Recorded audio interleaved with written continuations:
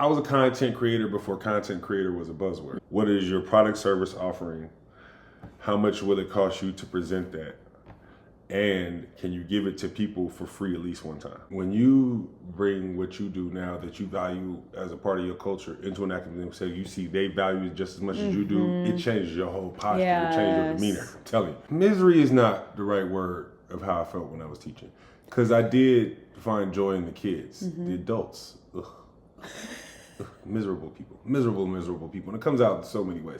My point is, don't make yourself miserable twice by doing something you don't love. Oh, that's good. You see what I'm saying? Yes. You gotta understand, growing up black, every elder tells you you're gonna have to work twice as hard, maybe 3 times as hard to be on any kind of level with white people. So I gotta come out being explosive. Because I know how the music industry works, I already know I still gotta feed myself. I just need to find a way to do it where I don't have to work so hard. I'm not saying everybody is to be rich. I'm saying find your happiness. For some of you, that is rich. Don't take security in exchange for not pursuing your dream. I am so excited about today's podcast episode because I got to interview my friend Lamont Holden.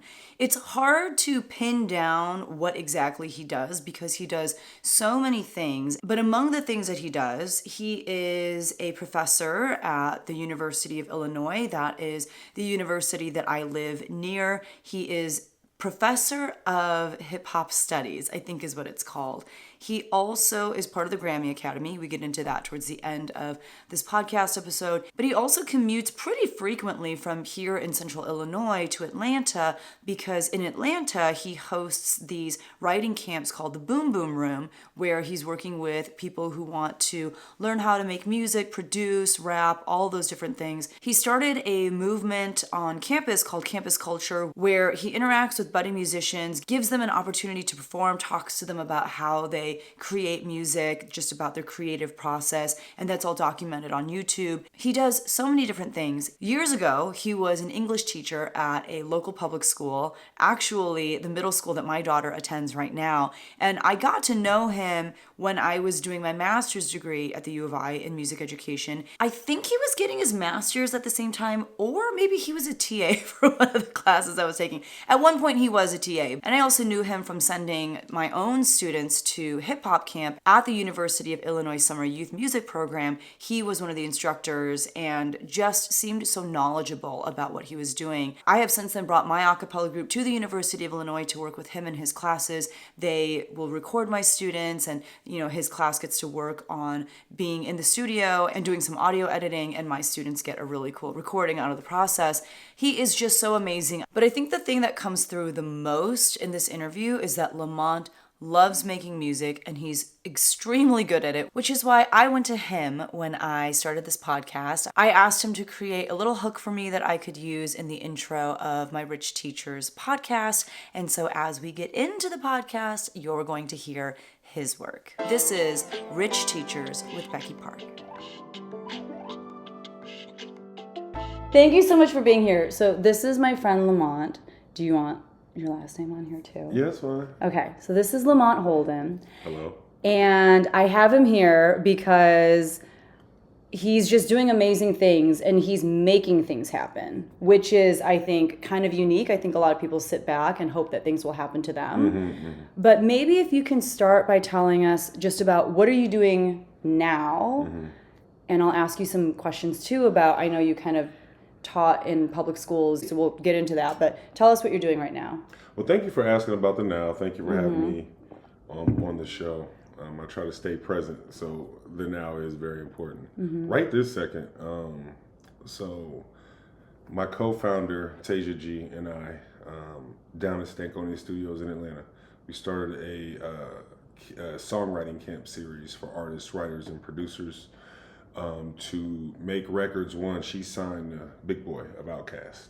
Oh my gosh. And when you're working with the artists, the artists sometimes it's easier for them to pick up a beat if there's already a hook on it. And so, I think that was our first effort, was trying to make sure, not sending him not just beats, but, stuff with hooks. And then, sync licensing right now is huge for musicians because, the music industry is unpredictable. You know what I mean? And, we're talking about television, film, TV, and even the TV and film industry is unpredictable at the moment. But, they need music for that kind of stuff. And as we, spent the last almost 3 years now building the brand, we made a lot of content. We understood at the time, I think, one of the mistakes that musicians are making, and it's because of ego, is that their music is so important and people just want to hear it, right? And right now, content is more important than music. Now, content needs a soundtrack, so the music is important, but the content is more important. And so we do our sessions 10 hours at a time. We just finished our 13th session in January, and we turned it into a hour and a half to 2.5 hour long form series. Then we bust it down to micro content. And the micro content got us far, right? And it built the brand up. And in turn, we were able to strike up a 50-50 deal with Madden Flow Entertainment, which gets a lot of sync placements. So we're excited about that. But in the midst of all that, we were trying to grow and just add on extra legs of what we were doing. So we started something called Boom Boom Room Live Sessions. And that's what I was in Atlanta filming last week. So we had to adjust our date. So this will be on YouTube. You'll see a bunch of clips on, you can follow us at Boom Boom Room Writing Camp on Instagram, Boom Boom Room Writing Camp, and at Boom Boom Room Pen on Twitter. But, a lot of the micro content, it'll get around there, but the full episode will be on YouTube. And it's interesting because we were supposed to do it in January, and it snowed in Atlanta. And which they're not used to, so they fell apart. like us, it was. I remember we were here a week before that, right before we went. And it was bad outside. Went to go get some groceries. Like, we'll just drive slow. It was bad. Yeah. I'm telling you, in Atlanta, and you know what the problem is? They don't salt. No. I don't think they have it there. They had a video of, you're supposed to put, the scoop goes first and the salt truck goes after. Somebody had a clip online. They had put the salt truck in front of the scoop truck. So somewhere a big pile of snow will melt very fast. But that day, our soprano was on her way to the taping and called us from the road, and somebody got into an accident in front of her. She was like, all right, cool. So we just picked a different day, went down there, got that. But we're excited to drop that on Friday. And so all that is to say is, maybe it dropped a month ago. But it's not dropping a month ago. It's dropping Friday. And the song that we're doing, freaking coincidentally, is Killing Me Softly. I love Killing Me Softly. And also, Miss Roberta Flack passed this week. I did not know. You didn't know that? Yeah. No. I think she passed Monday. The last thing that I think about when I think of Killing Me Softly is the fact that Lauryn Hill was at the Super Bowl. Yeah. Wait, Super Bowl. Grammys? Probably Grammys. And that was shocking to me because I did not expect to see her out and about because normally she's so, such a recluse. But okay, oh my gosh, I did not know that. And shouts out to Lauryn Hill. Obviously, shouts out to Roberta Flack. Shouts out to Lori Lieberman, who is the original writer of the song, right? And I think PBS or NPR, somebody did a piece about the fact that basically some dudes tried to really steal the song from her. You know what I mean? Yes. And this is her experience that she wrote about in this record. You know what I mean? Which I think the point of view there is very poignant. So that's what we're doing right now. Awesome. And I have to correct myself. It was SNL 50. It was that concert. Lauryn Hill came out to that. Okay. She showed up? With She Fugees, sang? with, what's his Wyclef? face? Yes, I think so. She actually performed. She did actually perform on time. It was I think it was live, so she had to be there when she was supposed to be there. But it was wonderful. I just was not expecting to see her. She's one of my favorites. I want to break down a little bit of what you were sharing.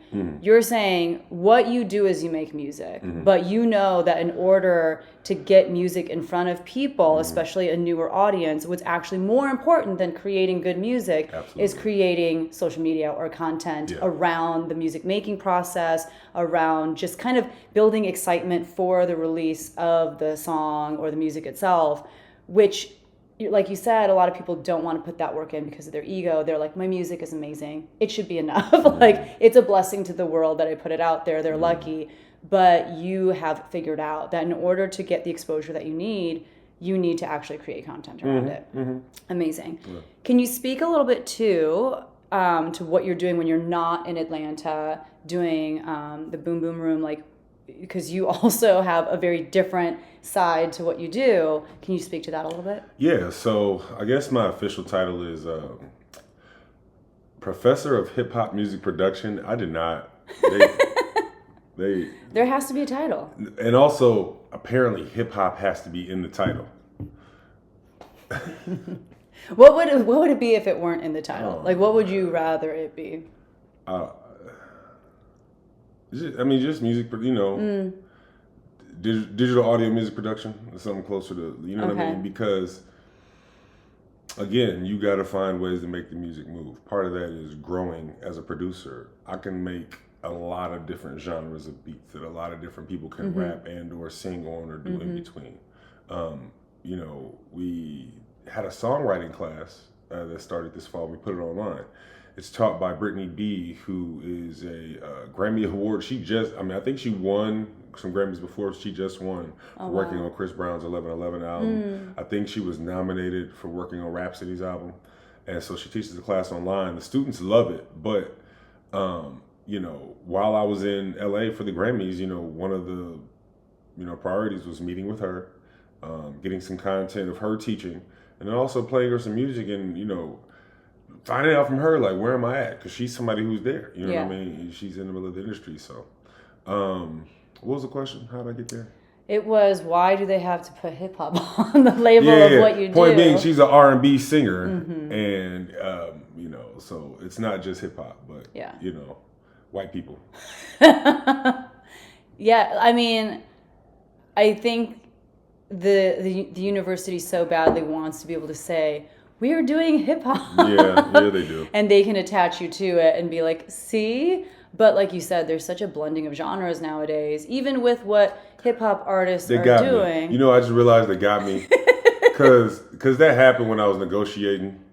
And when you're negotiating, I'm looking at that money. I ain't worried about that title. You can call me whatever you want. And I was like, I got to live with that. But that's okay. That's what the money's for. Yeah. Like Don Draper said.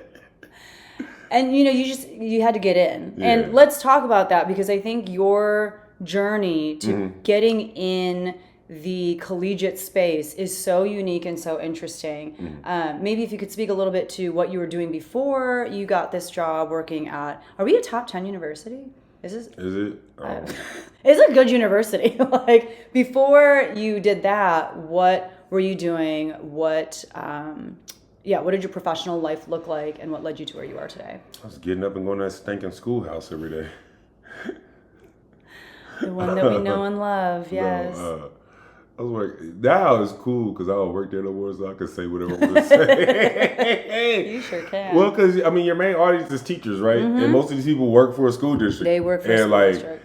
I work for multiple school districts in 3 different states. It's all the same. It's all...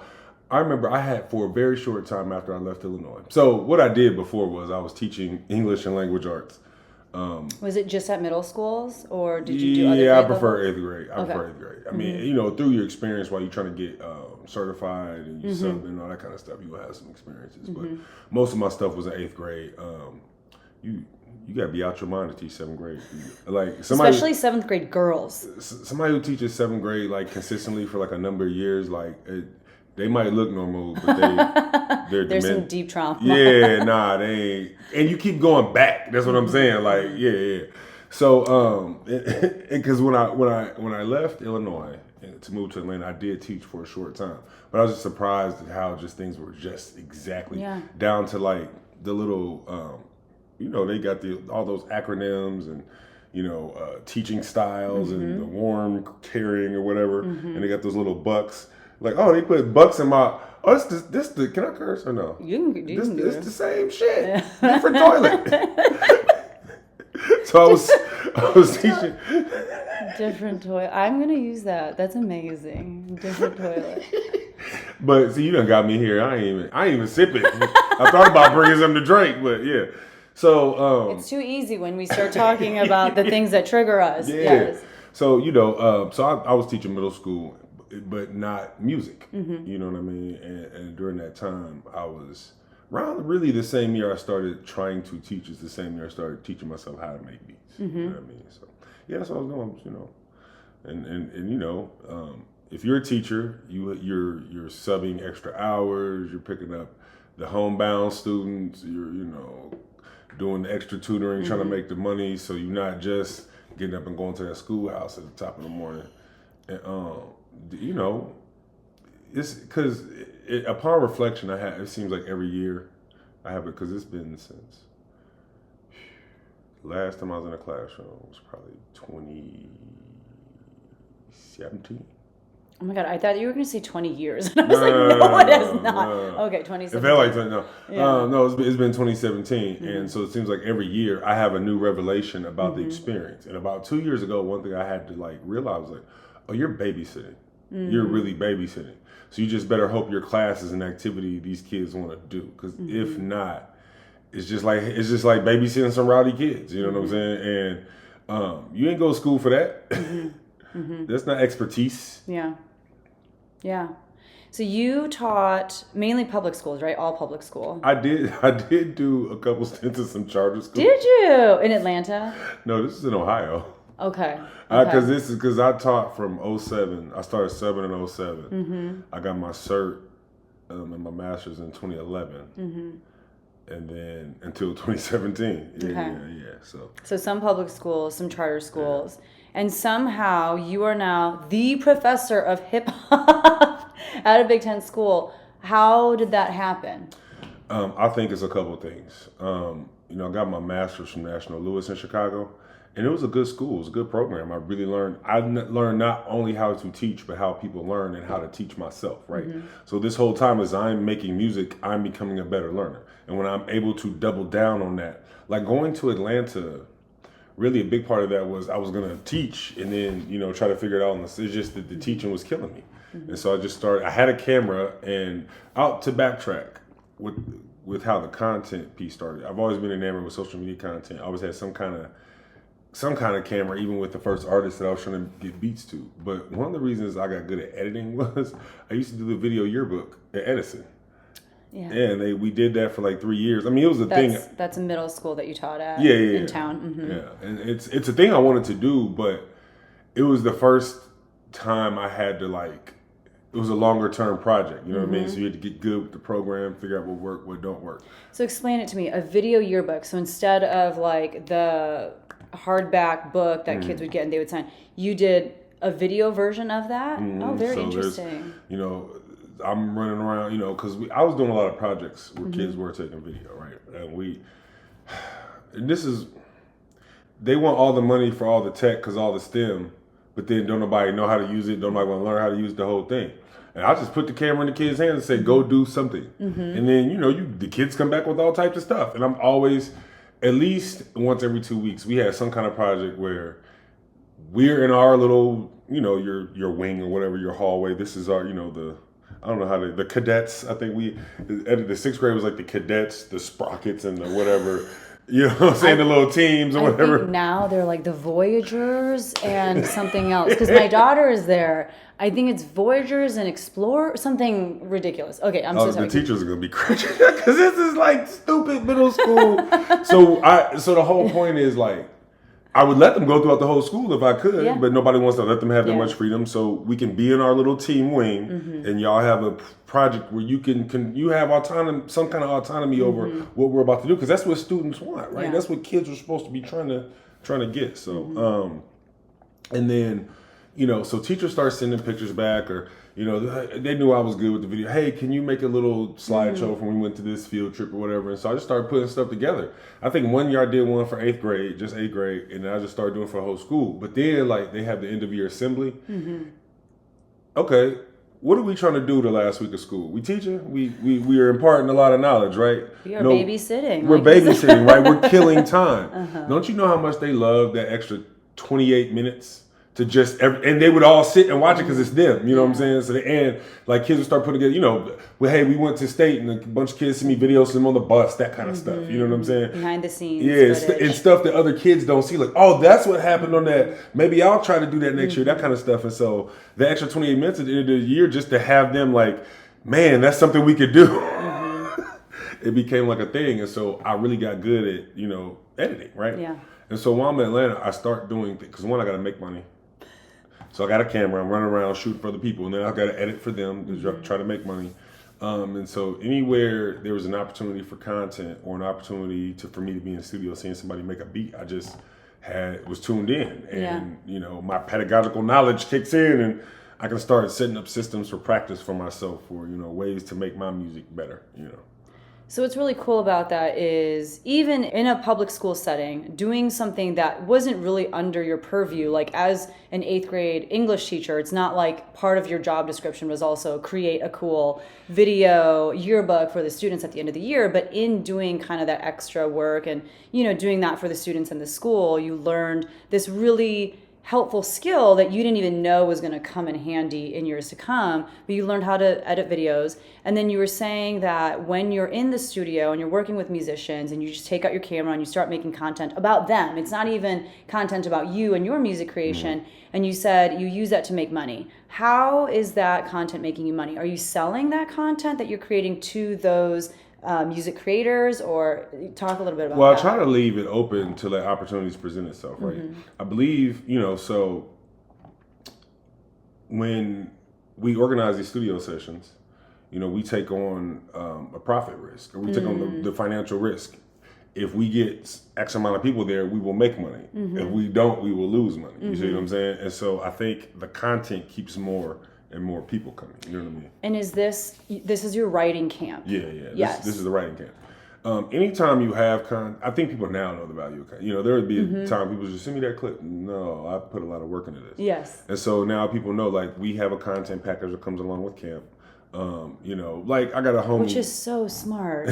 Like, it's not just you're paying to be a part of this camp and be inspired and learn from people, but also you're paying for content that will be created about you with your face on it. So smart. It's almost like teaching people what they need, right? Because we get a lot of, like, raw talent, right? Where we, you know, one, we coach them up, because I mean, these are things we kind of discovered on the way, right? But, you know, I invited, you know, the first time we did one, it was just a studio session with the homies, right? And one of my homies, it was his birthday. And, you know, the people know how I do my studio sessions. You can say whatever you want. Well, no, it's not even about cursing. I feel a way about Drake right now. I ain't gonna get into that. But on his album, I think it was Nothing Was the Same. His dad does the intro. And his dad is has been in the music industry for a long time. He's a bass player, right? And, you know, he looked even different back then. He's like, you know, there's a skit where he goes, and we had champagne, courtesy of the studio, of course, you know. But it's like, I make it feel like a place you want to be. We get food, we get champagne, you know, we have a really good engineer. And so for the first one, we had people apply, we just rejected everybody, right? But we let the homies come, we made content. Then when we started accepting people flooded in, right? But everybody, one, wants to be in the studio. Two, here's the thing people don't talk about. Studio time is expensive, right? A lot of times, it's like, all right, it's just me by myself. All right, I can afford 2 hours. Well, you got to hustle in those 2 hours, so you're like moving around fast, right? Because you don't own this studio space. Yeah, no, you're renting it out, and so that's part of, okay. No, that's the secret, because we make it look like we own it. And, you know, we have very, you know, with Tasia, this is very close ties. You know, she's an in-house producer. And, you know, we have 10 hours in there. So we're lounging, we're laughing, we're cracking jokes. It makes the music feel a little more organic. We have a little more time to lay things down. And then you get to have that fun that people always want to not only see, but want themselves to be a part of, and then be seen being a part of. And then just, there's the teaching part that connects. For the National Lewis program, the theme of their program is metacognition. And so I'm constantly thinking, while we're planning camp, I'm thinking what the content's going to look like and how people are going to see themselves. It was really weird the first couple of times, because Tasia was like, I was like, hey, we both love music documentaries. Like, I was like, have you ever seen one where you're the star? And she was like, oh, it's just, you know. Yeah. But, and I learned that from working at, I did a podcast called Producer Grind. I did their first 30 episodes in Atlanta, and we interviewed some famous producers, right? And so that's how I learned how to be on camera. That's how I learned how to edit. That's how I learned how we want to set up shots. That's how I learned how we want content to look in the end. This is how we can use audio and video to manipulate, make it feel like magic. You know what I'm saying? How 24 frames per second and 4,000 and 4K, you know, just really hypnotizes and manipulates people. You know what I mean? So I guess here's the best way to explain it. Our screens have become, you know, I learned this, somebody on the internet said, back in the day, when we were buying physical media, we weren't buying the product that was on the media. We were literally buying the medium, right? And so when you think about that kind of higher thought, it makes sense why everything is being consolidated down to our phones, right? So now if you think about the face of your phone, right, and turn it sideways, right? So that light going out, that's the end product, right? If you could open up the back and pretend there's a machine inside there, it's like a little conveyor belt, right? Music producer, inside there, horn player, key player, whatever. Video editor, videographer, somebody who shoots, people who do graphic design, all those things, right? Where those things individually to those people are a big deal. Those are all just pieces of the recipe that go into that end product, which is whatever's on the front of that phone, right? And so if you understand that, that'll guide you better on whatever you're trying to do, right? And so just with music and understanding that, that's how we kind of brought the music and the content together. A lot of people forget they're in the entertainment industry. Like, do you step outside yourself for a second and look at what you do and say, yo, that's really entertaining? Yeah. So I just paid attention to what entertained people.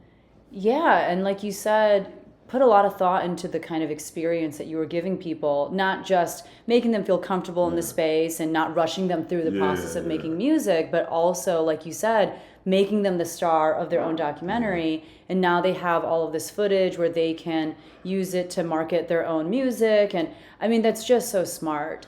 With this camp, what gave you the idea for it? Like, what was it born from? Oh yeah, I mean, I'm gonna keep it funky. It was a company back in the day called iStandard. And, got arrested there. Jason Hatchian, J Hatch, as he's affectionately known. He passed away last year.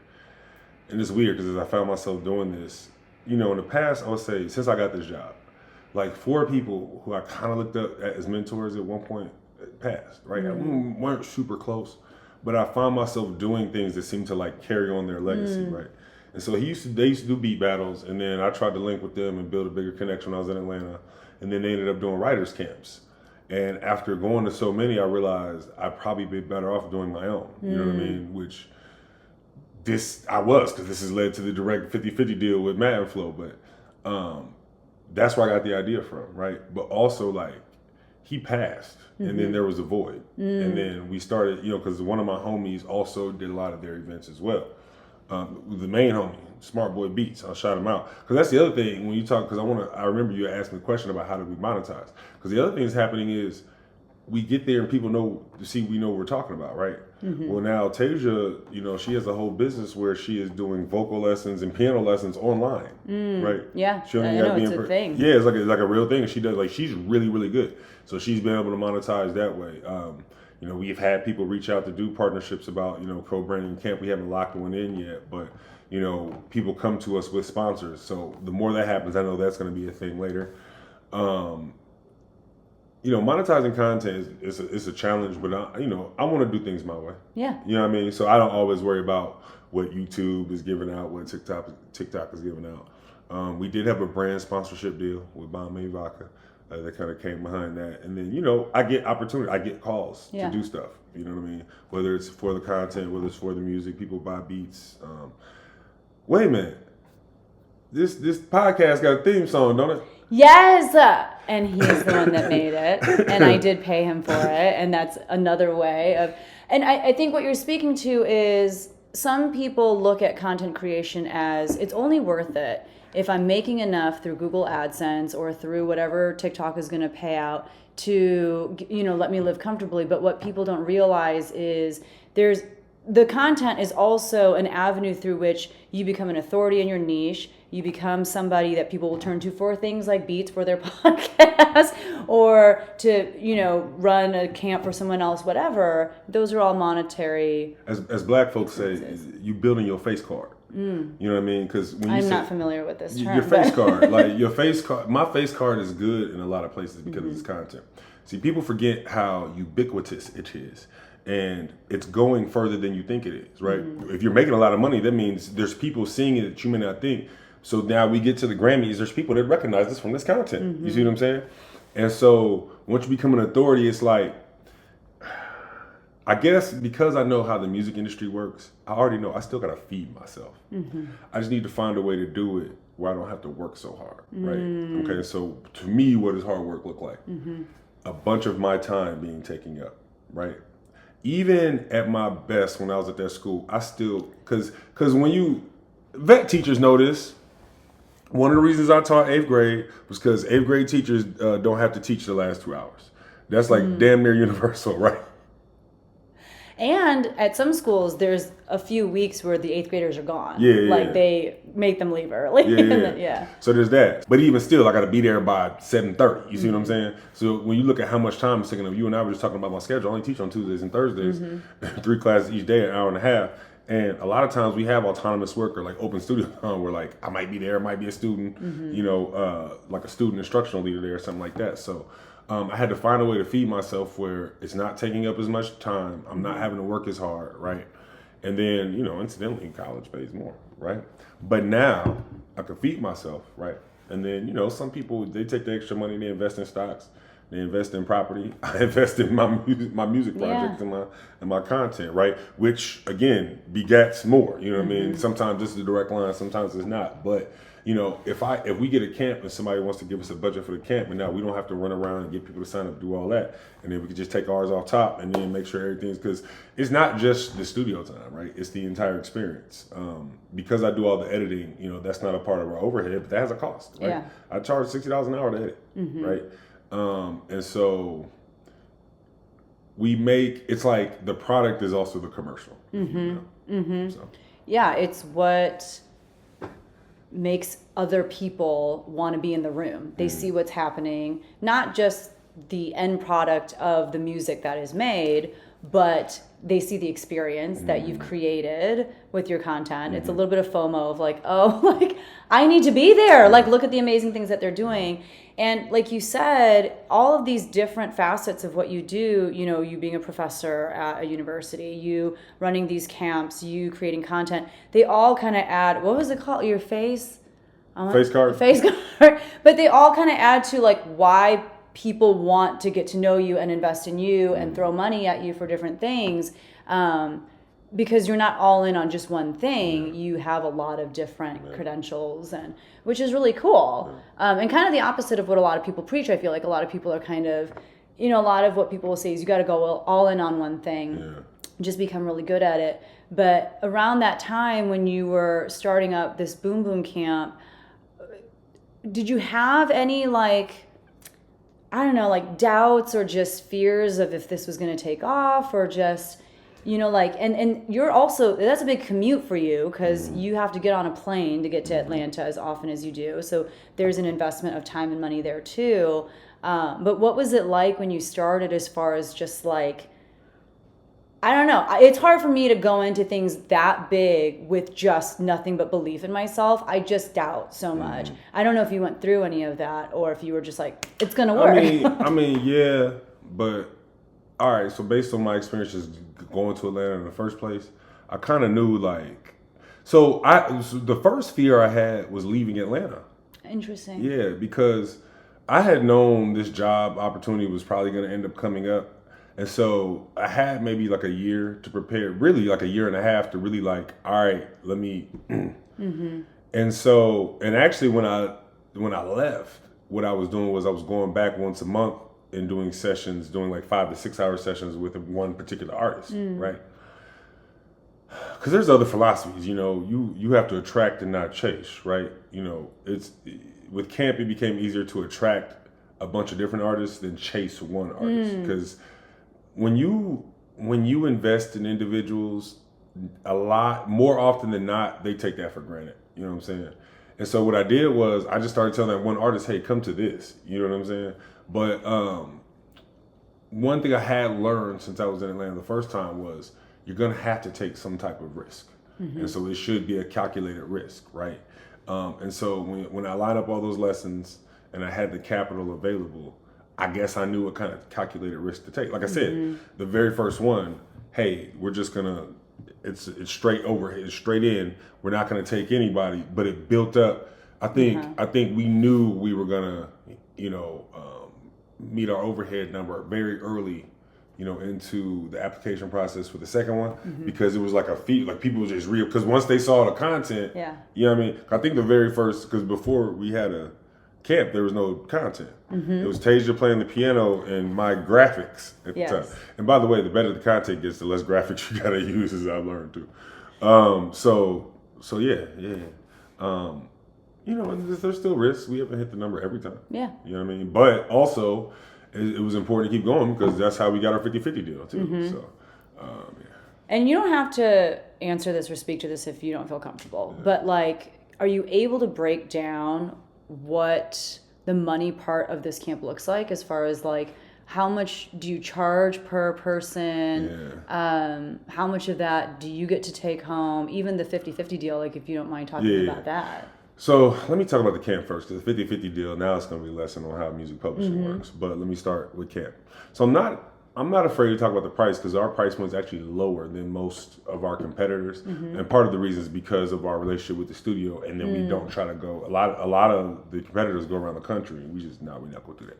We had people come in. You know, we've had people come in. We had somebody come in from London, and we had somebody come in from Scotland twice. Wow. Yeah. So we charge $300, and it's $50 for the media package, which includes photos and videos, and all your content, not only the raw content, completed episode. And then we pay for the studio time. We pay a videographer. I pay myself for video editing.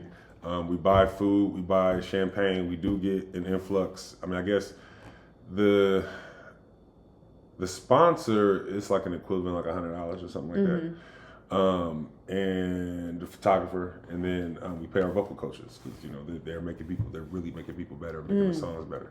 And then once all that's paid for, we can pay ourselves, which is like weird because I do get paid for video editing, but it's like weird because if like something ain't covered, I get paid as a video editor like second to last. Yeah. You know what I mean? Yeah. So. And then, so $300, how many hours or days is that covering, and how many people do you guys take in one cohort? So, that's a good one. I'm going to start using that. It's like the official. The cohort, yeah. I like that. There you go. Well, you are so welcome. What we do is weird because I learned all these branding lessons, right? And the first thing people want to do is make t-shirts, and that's expensive. Yeah. So, I'm going to tell you, one, you should have a good logo. So we worked hard, made a good logo with my graphic design experience, right? But then when I was a producer, I had experience like creating these logos and selling things. I did t-shirts. It was hard. I actually did big lighters one time. Oh. Yeah, I did this thing where I took the word sample, because when you're a producer, you chop samples. So I took the word sample in like a recognizable font and put like a knife between it. And chops, and it means chop samples. I ended up putting that on like a t-shirt, some lighters, a bunch of stuff. So I remember that. Then I remember, ATL Jacob, do you know who that is? He's a producer. Okay. The year that Future won, I think it was Song of the Year with Tim's, I will wait for you. He produced that, right? Well, he had been producing Atlanta. So I remember we had him on producer ground. We went to Free Band Studio, which is shut down now. It was what Future Studio used to be. And it's interesting because my job at that time, and this is the experience I was getting, I was holding the boom mic. Nobody wants to do it. So he's making his beat, they're recording his screen. I didn't realize they use boom mics in that sort of setting. Well, you can use a lapel. Now you can use a lapel mic because everybody's so used to seeing them, right? But they really want it like professional. It's just you can never get nobody to. But because I was so thirsty, right? So because I was so thirsty, so there's so we used to do the podcast, but in between we'd go in people's studios to show how they made the beat of like whatever big hit. Very cool. And so it would be like a cut between their screenshot. We would get the audio, and then I'd hold the boom mic, get their audio. You don't need to do that now, right? But the guy told me, he's like, "Hey man, I didn't want to tell you this because you probably would have freaked out, but Future was standing in the doorway right behind you, watching what we was doing." Oh, wow. This is an interesting story. And this was long before Young Thug got arrested, right? Okay. So we go in there. Now, mind you, the guy who runs Producer Grind is a white guy. And then he got his homie helping out. It's another white dude. Then it's me. It's another black dude. Because we holding two cameras, right? I think we couldn't get the other cameraman who's a black dude, who's a white dude. So then we got all this video equipment, right? Now we know Young Thug had just got arrested, just got off, right? So I want to say it was like the NBA Finals. So we walking through the studio. I'm really trying not to look because we're coming past this like you see one of those multi-panel like whole wall TV screens, but it was like 6 different screens or whatever. We walk up past one of them, and it's this big space. There's like mad people over here, right? So they clearly kicking it, right? So I'm trying to like be conspicuous, and so the guy who's the security was like, "Hey, what y'all doing?" So we all stop right in front of the gate, right? And we kind of look over. When I look over, I see Young Thug, I see Scooter. Now Scooter's a big deal in Atlanta. I don't know if y'all know. And then I didn't see Future, but I guess Future was over there because you only could see like a few people. And then I see a bunch of girls. He's like, "Hey, so what y'all doing?" He's like, "Hey," so Jacob's like, "Hey man, we finna film just me making this beat real quick." He's like, "All right."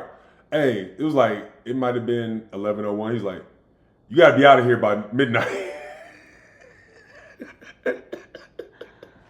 So we do whatever we do. We get about it. I can tell they're finna do something they didn't want us to see. You know what I'm saying? So yeah, this is a funny story. I don't know why I was telling this story. This is what I was doing at producer. What was we talking about? We were talking about $300 and the number of people. Yes, yeah. So anyway, learn how to but that's where, like I cut my chops, like learning high level like production. You know what I'm saying? And so that's why I kind of like with what's dropping Friday. It looks good. I'll show it to you when we get off camera. Yeah. But, it looks really good. This is advice for your listeners if they're thinking about doing an event. What is your product service offering? How much will it cost you to present that? And can you give it to people for free at least one time? Or the illusion, because you think about our first one. The illusion, you know what I mean? Yes. Present it, you know what I mean? So I guess the first time free was when everybody saw the content for the first time. They go, "Oh, we could be a part." You know what I'm saying? Yeah, so that's when you had your friends kind of do it. So you could create the content about the experience. Yeah. And then back then we were doing interviews too. Now our videographer's gotten so good and we have lapel mics and stuff. We just talk to people while they're doing the thing. Yes. And it just turns out much better that way. And everything gets captured. Oh, so smart. Since you've started, have you raised the price? Or have you kept it? I think we started at $250.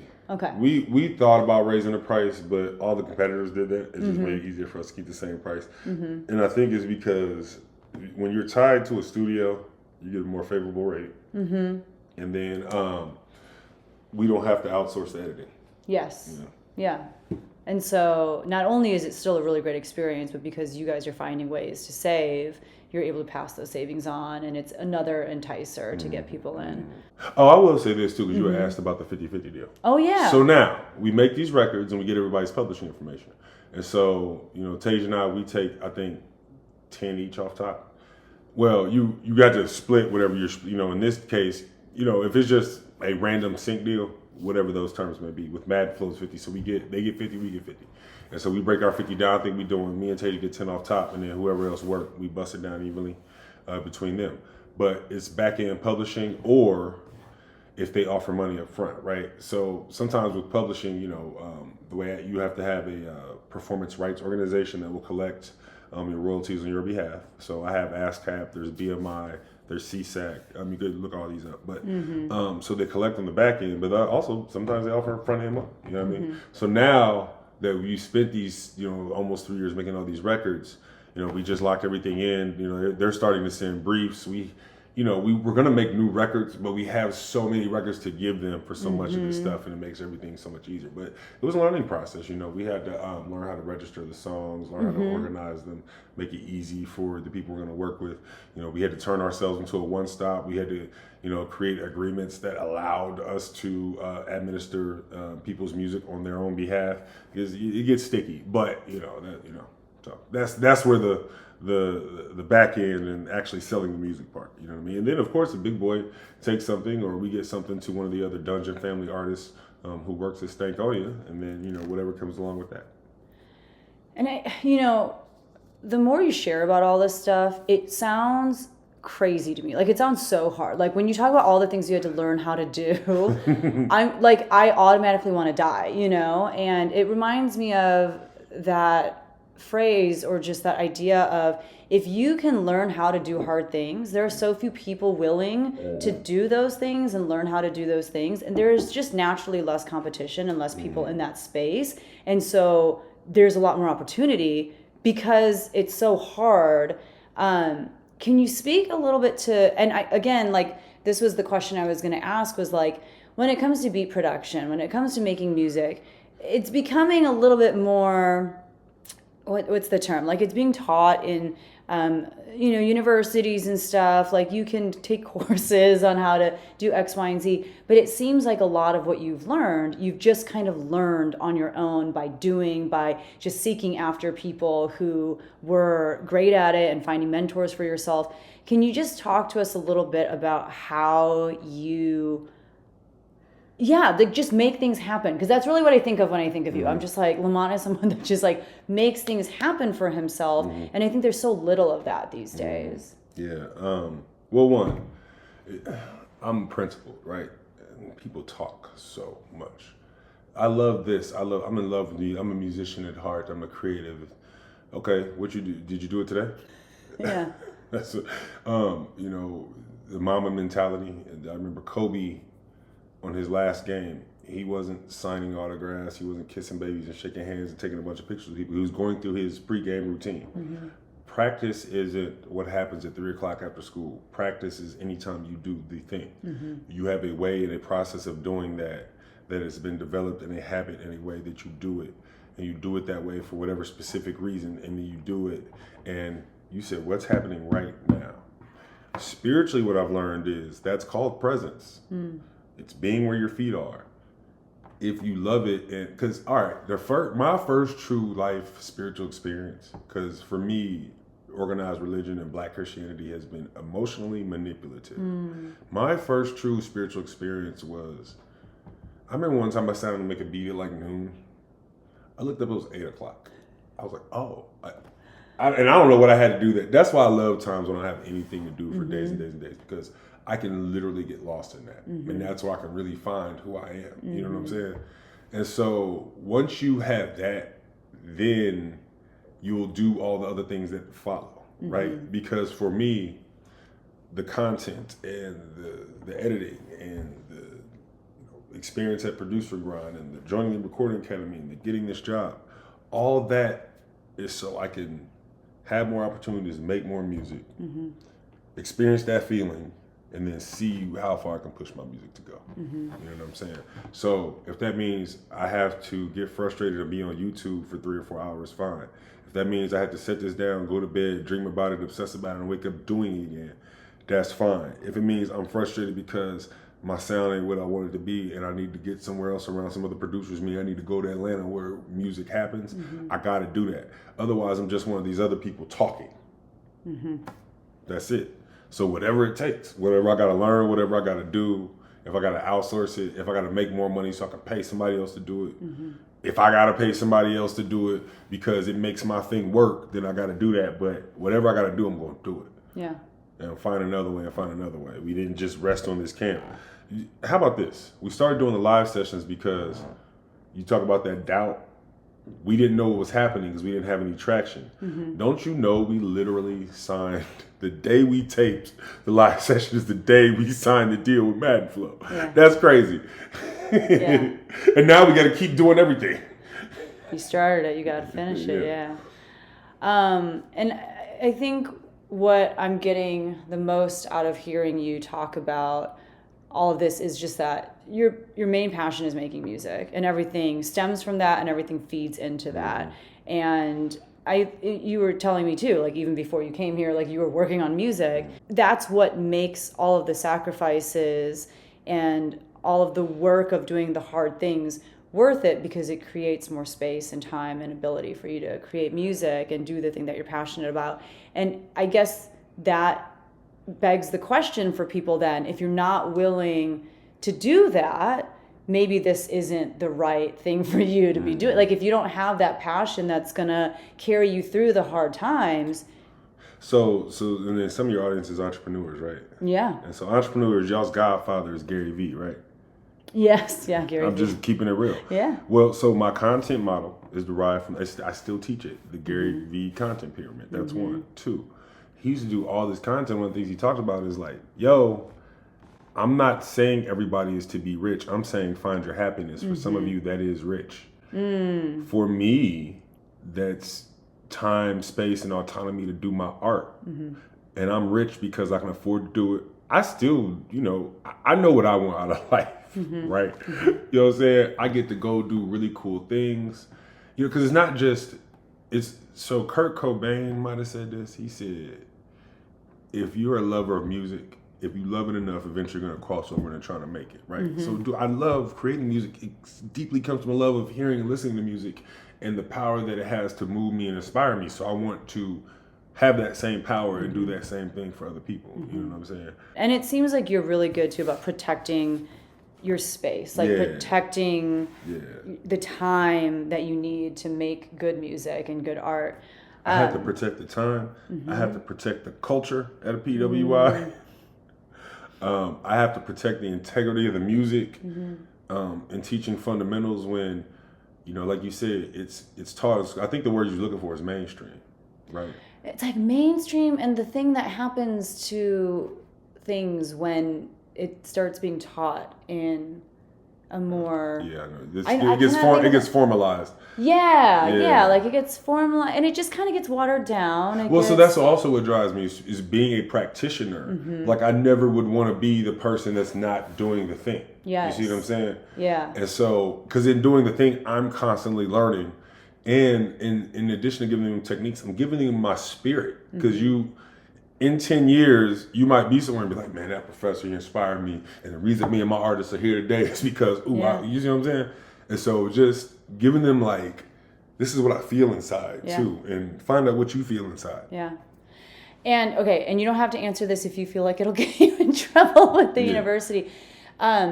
Obviously, you are, like you said, a better practitioner because you're still in the weeds, right? Like you're still doing the thing and you're up to date on like what are the most current trends, like all those things because you're still making it. But do you ever feel a push or a pull from the university of like, you're doing so much over there, you're not as available for us here? That's awesome. No, I don't feel though. In fact, I'll tell you the same thing I told the dean. This is giving away a lot, but it's the truth.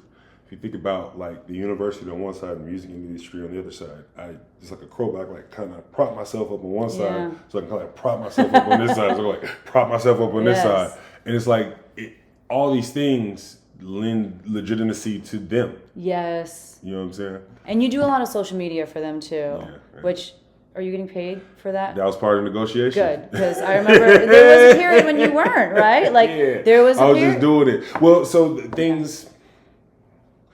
Campus culture, because we haven't even gotten to that, right? Originally, I was paying for that out of my own pocket, in addition to not getting paid as much as I should. But people don't believe in ideas, like because people talk all day and don't do anything, right? People believe in concepts that already exist. You have to make your own proof of concept and worry about if somebody's going to buy into it later, right? And so with campus culture and all the content I was doing, it was the proof of this is what I should be doing and could be helping university with and should be getting paid for. Can you explain what campus culture is really quick? Yeah, so campus culture this is interesting. So I did a Illini anthem my second year, right? And it was the first ever hip hop fight song. Yes. Ever. Yes. Anywhere. Like you took the existing fight song, but you put... It was one of the, because they have like a big book of songs they do. There's like the alma mater and a couple things they do when we win. But this one, I forgot what it was called, but it was like some kind of blues progression. Was it the hit? Oh, okay, no. Dun, dun. Were you in marching Atlanta? No. Oh. No. So what I did was I took a sample of Marching Atlanta playing the song after a game. It was on YouTube, and so I took it, I remade it to it because I had an artist in Chicago back in like 2010, 2011 did a song called White Sox Fitted, and we made a video. He got two artists from Chicago to do it. He got Lee England, who's a black violinist, on it. They shot part of the video outside the Sox Stadium. Sox ended up seeing it. It went viral when he performed the song in the stadium. I never forgot about that. In fact, I had a song at Edison that I had a beat to. That's your middle school that you taught. Yeah. I did. Actually, I wrote like 4 songs for the middle school because, Avid, right? Yes. Do you know I have a song about Avid that's written to the tune of Nas's I Know I Can? It's in my phone right now. I can sing it. So, because I never forgot, you got to keep your ideas because you can either reiterate them, remix them, whatever, right? Yeah. So I was like, all right, let's do a line anthem. And Jarrell Young was graduating from social work grad school, and he's an alumni of undergrad. I'm an alumni of undergrad. And so it just made sense. We was able to, talk to Barry, and we performed it. Who was the marching Illini, yeah, like Barry the Hauser, marching band director. Yeah. And we were able to perform it at a game. and we were able to perform it at a football game and one of the basketball games. It's just, it had a lot more, you know me, I'm finding the legs always and running with them. Like I organized a whole PR campaign around there. I had Barry on, I had the director on stuff, just showing them like, match my effort. Yeah. You know what I'm saying? And you didn't ask, you weren't like, Barry, what would you think about? No, we went to Barry and said, this is what we should do. He said, all right, let's link with athletics. And we did, because it was Cassie Arner, who was the sports information director when I was a football player here, who was now, she's like second in command. I don't know, even know if she's still there because it was a couple years ago. But so I had a relationship with Cassie, and they wanted to try it, and it was cool. It's just that, again, it had more legs on it, and there's more stuff we could have did. You see what I'm saying? Yeah. Like yo, you gotta understand. Growing up black, every elder tells you you're gonna have to work twice as hard, maybe 3 times as hard, to be on any kind of level with white people. So I gotta come out being explosive. So it's not just we have this song. I did the beat. I found the right, because this is what a producer does. See, producing isn't just beat making. It's seeing the end product. It's seeing the song being performed in the stadium, right? So I went to Jarrell. I had this idea. We went to them. They said, okay, hey, which song do you want us to do? We even asked them, right? Then we did it, and it was, oh my God, this far exceeds their expectations because we had the skill set. And then I go, all right, this is what else I can do. We do the whole PR campaign. We on the news everywhere. Because you documented the whole thing. Around September, despite what everybody else thought, I could feel in my gut they weren't about to do what they were supposed to do, so we needed another vehicle for the song. And I already knew I was probably going to do a podcast because I need to reestablish that for myself for my face card, because it was good for everything I was doing in Atlanta. And so we started doing Campus Culture as a culture talk show, right? Yes, campus culture. Yeah. So I was filming it at the Bruce Nesbitt African American Culture Center, BNAC, and the first 4 episodes, it was an experiment, but also the theme song was Atlanta Anthem, looking for a way to give the song legs. And then I thought I was doing that because it was like a kind of a good, I don't know, halfway point between what I should be doing as a professor and whatever. Trying to marry the two. Yeah. And black culture on this campus isn't the same as black culture on other campuses, right?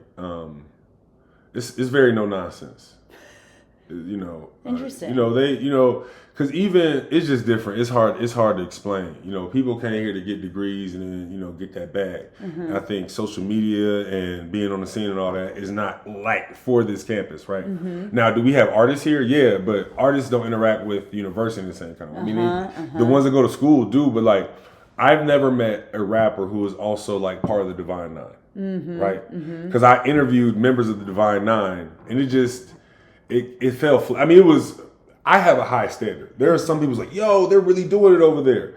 It fell flat. I have a high standard. And so I just saw, okay, I'm not going to force this. Let me stay as much in my lane as I can. And if somebody else wants to join it, great. I said, we're going to hit that stage at Smith Hall and rap. And then that's what we did.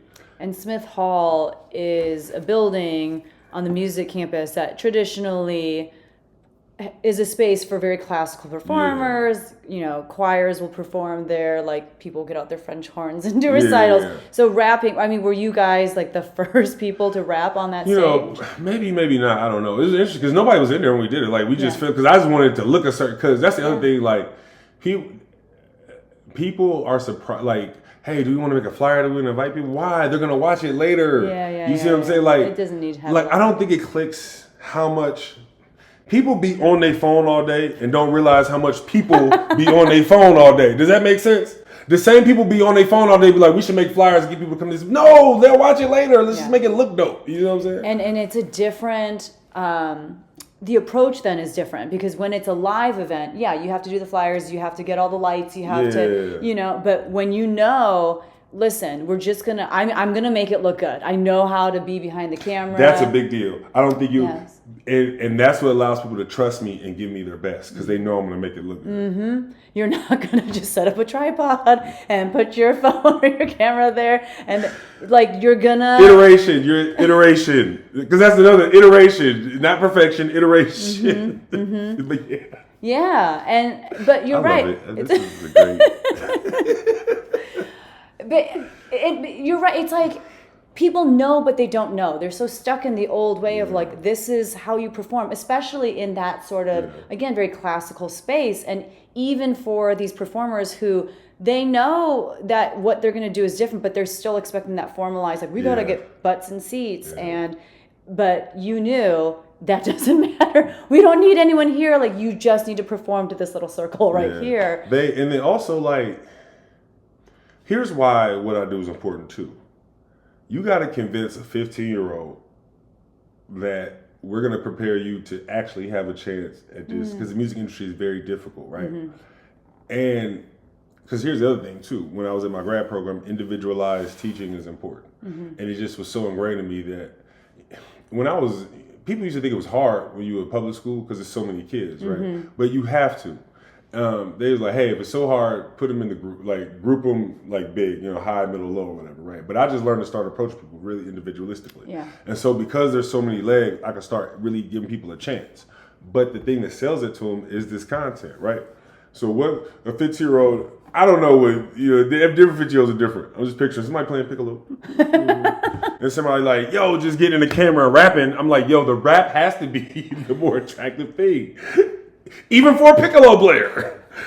Okay, so you started Campus Culture because you had a moment of self-doubt of like, we don't know the future of this one thing, but then you got this deal, but now you got to do all of the things.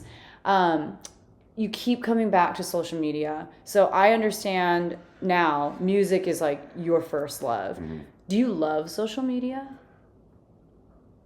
Man, that's a really good question. Because in 2025, I didn't even expect to just be hit with like,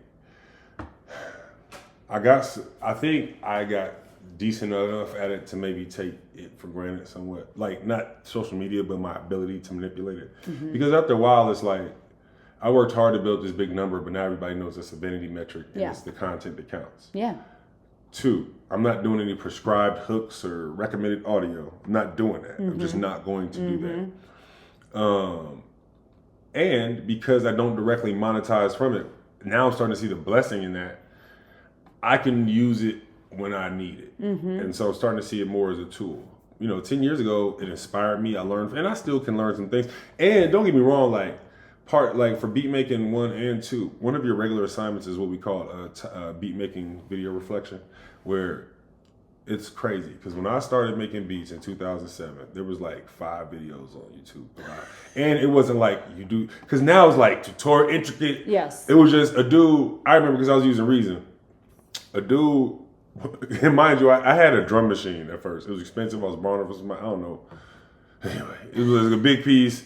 He used floppy disks. I don't know if you remember like the old hard zip disks, drives. And let's say I made a song, right? So I could save it on a file, right? I would put the disc in and load up the file, right? But then all the sounds that were on the song, I had to go get the discs. That's how it worked. And so I was watching YouTube, and this dude pulls out his computer. He had a backpack. He pulls his computer out. He pulls one of the thick old Oxygen 8 MIDI keyboards out. Like these, because the MIDI keyboards now are small. This thing was like chunky. Yes. Pulls out and just makes a trap beat on the spot. And he did it in Reason. I was like, oh, I need to learn how to do that. You see what I'm saying? But now it's like, because this comes back to like you don't need school to learn anything. In fact, my best and my brightest are fewer and far in between, is because they're relying on the formula of school to teach them, and they're not probably convinced that, all right, so here's the thing I tell beginning beat makers, and my beat maker 2 students should be doing this in second nature. If you know somebody that does visual art, they have a sketchbook, and there is a ton of stuff in there, and some of it's good, some of it's bad, some of it's really cool, and you might think it's dope, but they think it's trash or whatever, right? But everything is not a finished portrait. And so beat makers get caught up into having you need to be sketching, right? And so my rule of thumb is for every beat you finish, you should have started 3 loops. You know what I'm saying? All that is to say, a lot of my philosophy, in addition to posting all this stuff, and a lot of my philosophy about how I approach the craft comes from a lot of, not only the in-person stuff that I did, like in Atlanta, right? Not only the early YouTube stuff, but then watching YouTube develop. And then even at Producer Grind, because of what we were doing, I was intricate in a part of that development. That year, 2018, I think that was the explosion of beat making online content, right? Where you could learn so much. Well, you're gonna learn more from doing that than from me. Mostly because there's specific things you're trying to do that a lot of these can't answer. You see what I'm saying? So that is the legacy of social media. on your average scroll, that's not what you see. Mm-hmm. You see what I'm saying? Yeah. Yeah, if you can set it apart from the average scroll, people will stop. I do love my spiritual TikTok, though. I didn't know you had one. No, I don't have one. I have a TikTok. It's batches. You know, I have a Twitter, TikTok, and Instagram. They all match. I have a decent following on my Instagram. TikTok is not a big following. I got some videos that have done something, but I'm not doing hooks and I'm not doing recommended audio, so I'm just not going to get a lot of watchers, which is fine. But I like getting on there, and there is a lot of spiritual teaching that goes on in TikTok that has informed really a lot of how I've come to apply all these experiences and skills. The presence is important. And, a lot of what I'm hearing you say is you are still constantly learning so much and taking in and paying attention to what's happening and what's working, and then reapplying that in your own work.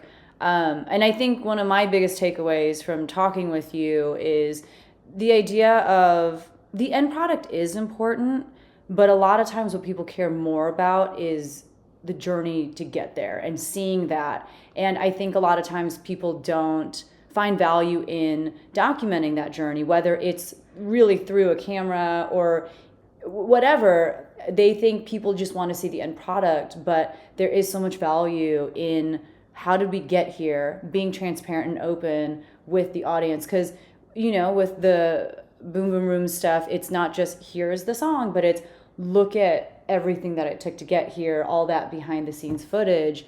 And even it sounds like that's what you love about social media, is capturing the parts that otherwise no one would get to see, and having people stop scrolling to get to be a part of that with you. Yeah.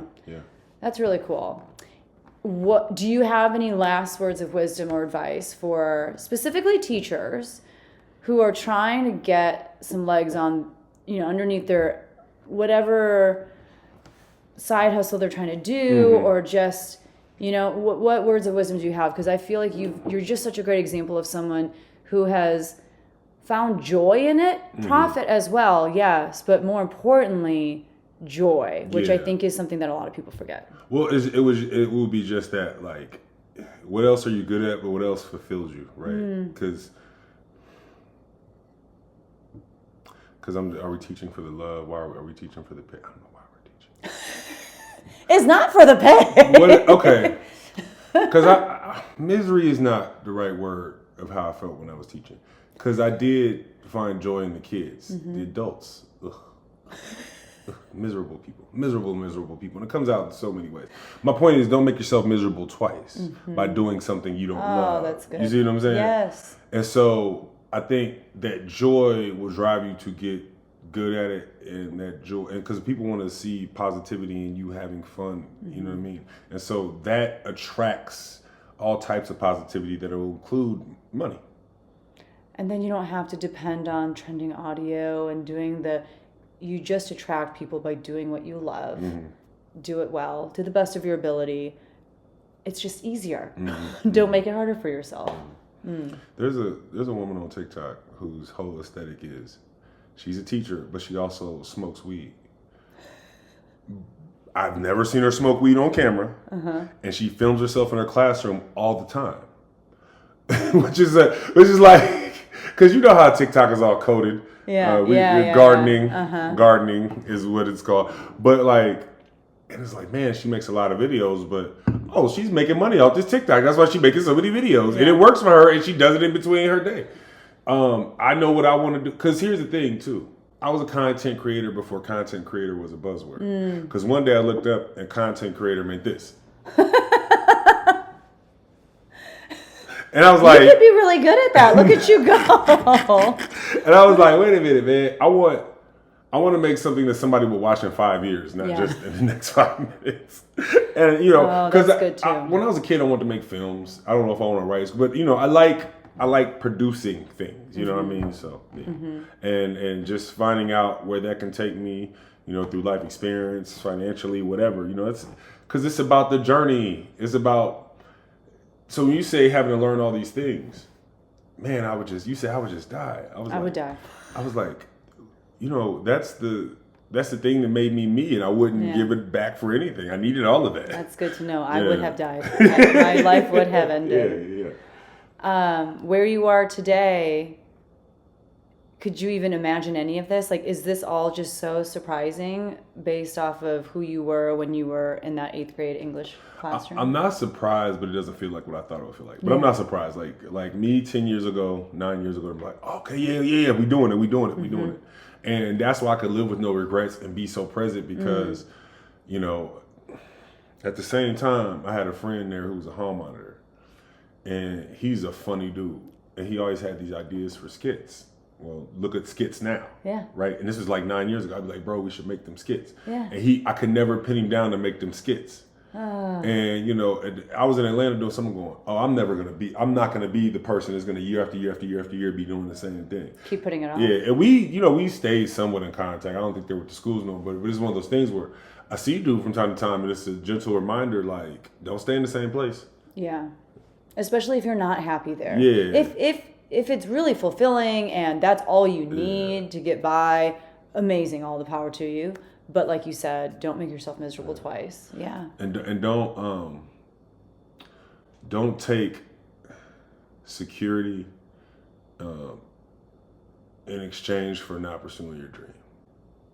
You know, it might be financial security, it might be geographic security, whatever it is, but don't, you know, you'll die in your comfort zone. I had a cousin who was 2 years younger than me, died a couple of years ago. I'm just convinced he just wasn't doing anything with his life, and that's why he died. Oh, yeah. Which is probably, I mean, I think you hit the nail on the head as far as why don't people chase after their dreams? That's the scariest part. It's leaving their comfort zone. It's leaving that paycheck, you know, it's leaving health insurance and that promise of being taken care of in the future, but what are they sacrificing? Because by the way, when I left to go to Atlanta, I had no idea this job would be available. And this job is the reason I came back. And I looked and I said, I can still come back and do what I need to do, right? So it's almost like I was the same person that's scared to leave would have wound up right back there in a better situation. Yeah. And now I just go to Atlanta all the time. I go to LA sometimes. That's it. Yeah.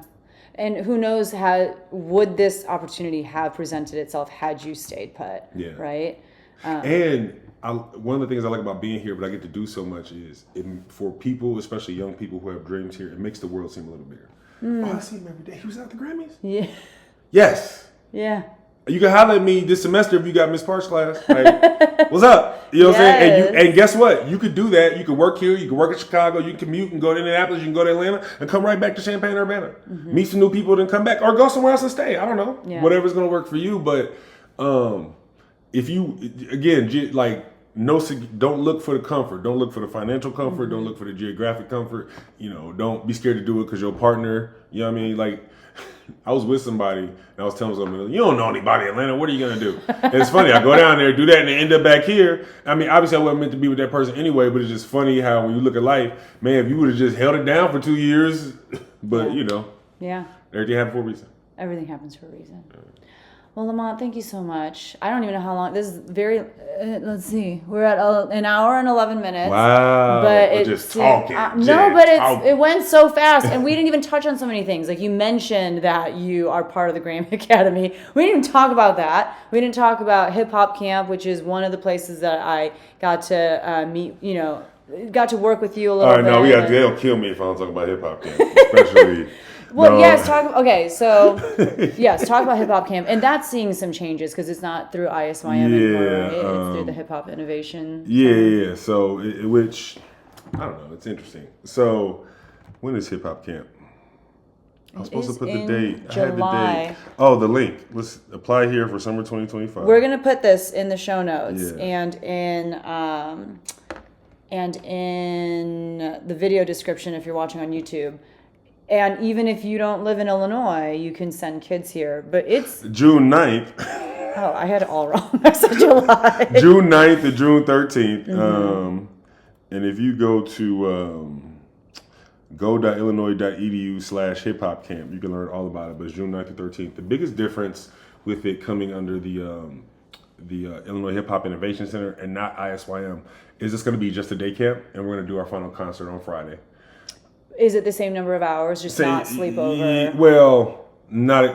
Same number of hours too. Okay. I've had kids for a long time. I don't know how they're gonna do that part, but so the year after COVID, we did it. Yeah. And it was like only like, because normally they got like 30 camps, right? Only like 5 camps. So it was only like one other camp our year. So they didn't have none of the electives. Oh, yeah. Yo, I'm not, remember what I said about babysitting? It's just, I ain't got it in me no more. Yeah. So I'll be there. The part where you're not doing the music stuff, you'll be like, I have to go. Yeah, like, I do. Other things I do. I ain't got, I need I'm to do at this not, moment. they over there horse playing. I ain't got time to break up no horse play. I might break a hip. Yeah. You know, Yeah. so yeah. But June 9th through 13th, go.illinois.edu/Illinois Hip Hop Camp. Yeah. Yeah. And it is, I'm so sad. I can't go at all this year. I couldn't go last year, I don't think. But it is like so amazing to me every time. Because, again, I think as someone who's made music more in a classical space and setting and been taught through, you know, like college and whatever, I think I've been taught like there's a certain system you have to follow and you need a certain amount of time and you need a certain... And you guys just like throw iPads and computers at kids and you're like, go, like make music. And they're like, okay. And what they do by the end of a week is amazing. And it's because there are amazing people in there who, again, are like living, breathing that music. It's not, there are some random people there too. Like there are some random, like me, like the fact that I'm allowed to be there at times, I'm very random. But you're a music teacher, and that's important. I am a music teacher, but there are like producers, there are people who actually like, you know, make live music and they rap, and there are performers and just people that work with them in the coolest ways, and these kids really do produce some really cool music in just a week span. Like I'm always so amazed. And I think too it's the culture piece of it. It's like they become this little family. They're so in love with each other, and it's unbelievable. Think about this, right? They go to school every day, where odds are this may not be valuable for them in an academic setting. Mm-hmm. When you bring what you do now that you value as a part of your culture into an academic setting, you see they value it just as much as you do. It changes your whole posture. It changes your demeanor. I'm telling you. So yeah. But yeah, you do many things. I don't know how you juggle it all, especially because... The Recording Academy, I just pay them some money in the summer. I mean, I had to do all this stuff to, you know, when I filled out my application so that they would accept it, but as a voting member. But I just pay a fee once a year, and then I go to the Grammys to make sure I can show face. Obviously, there was no workshops this year because of the fires and everything like that. But I think it's the reason why Brittany B is one of our songwriting instructors. Yeah. I think it's the reason why we were in Fake Shore Drive, which is a huge Chicago hip hop blog. I think it's why we're able to attract so many students, not only domestically but abroad as well. Yeah. The Recording Academy. If you're ages 17. At least 19 to 27. Or it might be 18 to 27. You don't have to be enrolled in college. You can join Grammy U, which is basically a stepping stone into. Oh, very cool. Academy, yeah. So yeah, a calculated investment that, like you said, just got you in front of some really cool and important people to help you further your love of making music on a elevated scale. You know, that's awesome. I'll say this too, and this is for the young folks that might be listening, right? I think join the Recording Academy because there's so much celebrity and hoopla around the industry. Being a Recording Academy member signals that you don't care about that stuff. You care about the music. That's true. I wonder how many 14-year-old little whoever's, because they're famous and they're up on stage, everybody's looking at them. Yeah. You're going to be 21, you're going to be 28, and you'll be 35 one day. What will you want from your life then? You know what I mean? And so, I want kids to explore everything, but then that helps. These are the things that help students sort out what they love from what they are just passively interested in. Oh, that's cool. Yeah, I didn't even know that was an opportunity actually for young people. Definitely something I should tell my students about. T Steele was accepted. Oh, I didn't know T Steele is that. Grammy U. I forgot about that. You saw her performance on Coke Studios. I saw her when I was in LA. I just saw T Steele. Yeah. T Steele is a former high school student of mine, and then she helped. She was the first student counselor. Yeah, I think she was in the first ever hip hop camp, and then her and another former student of mine became one of the first counselors. Next year might be 10 years. That's insane. Yeah, that's crazy. I mean, and it's just been doing such cool things. Oh, I didn't know she had been accepted to the Grammy Academy. That's really cool. I'll have to. Yeah, she was one of those, and it always is. It's always the kids that give you the most grief when they're your student. And then after, they're like, I miss you so much. And I'm like, really? Like, I can't see her giving anybody any grief. so much grief. So much grief. That's teenagers. It is. And, you see them on a daily basis. Yeah. You see them at their best. You see them at their worst. And I just remember being like, oh, this girl hates me. Like, this girl. But she really is one of those that I was surprised. Like, years later, there was another one, I think in her same year. Girl would join choir, quit at the end of the semester because she was like, I'm so sick of you. So she would quit every second semester. She would come back for a semester. She'd quit. She did this like for 4 years, and she's one of those people that like just the most like, oh, I miss you so much. You run a tight ship? Not even. Like, honestly. My ship hella loose. I don't know what's going on. Like, it's not even, like these kids, I don't know. I'm too tired to run a tight ship. I don't know what it is, but. Shouts out. Oh my God. You should, you need themes in your episodes, right? I should, yeah, you're right. I know. You should tell teachers, listen to this after they get off. Or like when they're gonna have their drink, right? You should do a theme. They have a shot, right? Do a shot if you're too tired to run a tight ship. Honestly, I know what that's like. I know. I don't have the energy for it. So no, I mean, yeah, I'm sure I can think through why I might have gotten under their skin, but it wasn't because of that. They got away with a lot, but yeah, no, I love her though. Teenage girls don't need a reason. They do not need a reason. They do. Starting in 7th grade, those girls, they just turn. When you were talking about middle school, 7th grade, I was like, all you could do is just keep them from like actually putting hands on each other. Yeah. That's all you could really do. Yeah. And even then, you're just kind of like, they kind of deserve it. Like, you have at it. Like, I don't know. We were all thinking it. So. All right, last story. I'll be quick. Yes, no. I never forget. I was teaching 8th grade. They're telling me it's a fight. And I'm not going. Because I'm like, man, no, man. I got Avid right now. Please get Mr. Holden. I'm like, I got Avid right now. I got to get rid of it. They ain't even, I'm thinking you know what it is. Like, if you talk middle school, man, they in the hallway, shoulder to shoulder, spinning around. Ain't nobody busting a grape, right? So this girl who's really trustworthy came back and was like, no, I think we need you. Man, come on, man. What y'all? All right. She came back. We need you now. I go in. I mean, this kid's having a full meltdown. I go in there. I try to like grab him like this. He picks a chair up, like he just missed. Because otherwise, I'd have got hit in the head. And I remember the principal comes up. She little. And so I'm like, all right, so what you want me to do? And I just got to throw him at her. You don't miss this? You don't want to. You don't want more of this in your life. That girl that started throwing the milks around the lunch line because she had 30 straight recesses and she missed the that fake McRib they be serving. You know how the kids that got detention they got to eat last. And she had been in detention like 30 straight days. She found out they ran out of them little fake McRibs. Bro, the lunch lady came out drenched in milk. She was like, you have to go get her. They had to go get the resource officer and the restrainer. She throwing milk everywhere. Milk against the wall, up on the little plexiglass to get the sneeze. That McRib is what got her through that day. And then it wasn't there for her. Oh, God. All right, that was my last story. Okay. But. No, I don't miss this. Are you kidding me? But you don't have these stories now. I mean, it's wild. Yeah. Got enough for life. That's true. It's crazy. And you get the most in middle school. Yeah, it is wild. Yeah. Well, thank you so much for being here. You shouted it out a little bit, but shout out one more time. Where can people find you? Yes, on Instagram at the letter L Beats, TheLetterL Beats with an S. On Instagram, Boom Boom Room Writing Camp. Boom Boom Room Writing Camp. But people be saying boom boom boom, boom boom boom. Like, yeah. No, you know what it is. There's 2 booms in a room. So the reason it's called that is because Tasia is signed to Big Boy, right? Mm-hmm. Well, Big Boy has a publishing company because that's how he can get paid from her work. He's signed to her. Okay. Like, so Boom Boom Room Productions, you ever heard Hip Hop Star by Beyonce? Mm-mm. Featuring Sleepy Brown and Big Boy. That's anything he's a feature on, that's his publishing company. I think it's outside of Outkast. Yeah. So that's how we had to do it. We didn't get to choose the name. Yeah. Oh, very cool. Yeah. I mean, it's very catchy, but I can understand too why people are boom room booming it. Yeah, it's a mouthful. It is a mouthful, but I mean, it's catchy.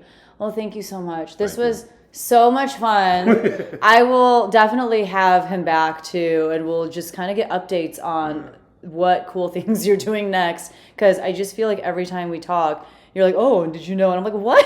Like, How is this someone's life? Like, I don't understand. So thank you so much. You're amazing. And thank you guys. Appreciate you. I hope you enjoyed that interview with Lamont. I know I had such a blast just getting to hang out with him and talk to him about all of the different things that he's learned along his journey of focusing on what he loves and also having the privilege of being able to make money doing that. Hopefully you're inspired to find ways to make money doing what you love yourself.